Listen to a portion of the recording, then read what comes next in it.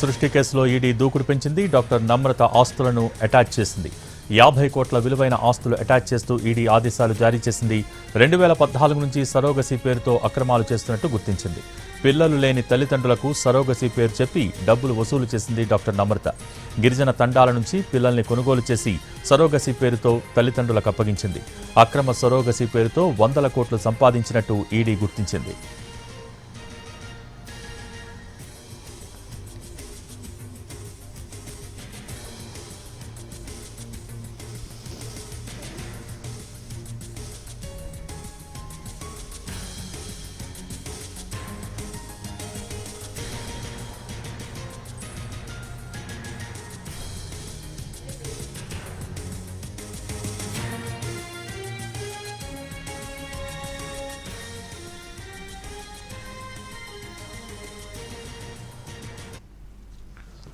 సృష్టి కేసులో ఈడీ దూకుడు పెంచింది. డాక్టర్ నమ్రత ఆస్తులను అటాచ్ చేసింది. 50 కోట్ల విలువైన ఆస్తులు అటాచ్ చేస్తూ ఈడీ ఆదేశాలు జారీ చేసింది. దీనికి సంబంధించి పూర్తి updates NTV crime input editor Ramesh Vaitla అందిస్తారు. రమేష్, సృష్టి కేసులో ఈడీ దూకుడు పెంచింది చెప్పొచ్చు. గత కొన్ని రోజుల క్రితమే 3 రోజుల పాటు సృష్టి డాక్టర్ నర్మతని 3 రోజుల పాటు కస్టడీ తీసుకొని విచారించింది. అయితే ఆమె విచారణ సహకరించట్లేదని చెప్పి కోర్టు అనుమతితో ఆమె కస్టడీ తీసుకొని విచారించి ఆ తర్వాత మళ్ళీ జైలుకు పంపించారు. అయితే సృష్టి కేసులో పెద్ద ఎత్తున హవాలా తవ్వడం, మనీ లాండరింగ్ విషయం జరిగిందనే విషయం కూడా ఇప్పటికే గుర్తించింది. వీళ్ళు 2014 నుంచి కూడా సృష్టి యూనివర్సల్ సెంటర్ పేరుతోటి పెద్ద ఎత్తున సరగోసి చేశామని చెప్పి పిల్లలు లేని తల్లిదండ్రులకు ఏదైతే సరగోసి పిల్లల్ని సృష్టిస్తామని చెప్పి వీళ్ళు పెద్ద ఎత్తున గిరిజన తండాల నుంచి పిల్లల్ని కొనుగోలు చేసుకుని వచ్చి 3.5 లక్షల నుంచి 5 లక్షల లోపు పిల్లల్ని కొనుగోలు చేసుకొని వచ్చి ఆ పిల్లల్ని సరగోసి చేశామని చెప్పి తల్లిదండ్రులకు అప్పగించి ఆ మేరకు డబ్బులు తీసుకున్నట్లుగా తెలుస్తుంది. అయితే ఒక్కొక్క సరగోసి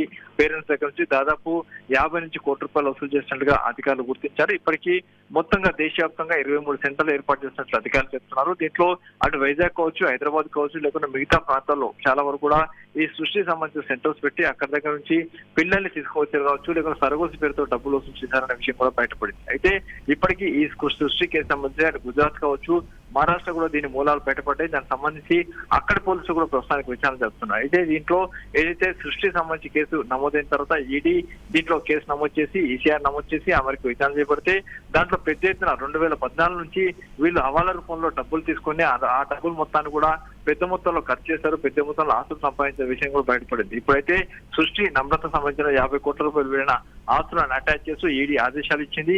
ఫర్దర్ గా ముందస్తు ఇంకా విచారణ కొనసాగుతుందని చెప్పి కూడా అధికారులు చెప్తున్నారు. Thank you Ramesh.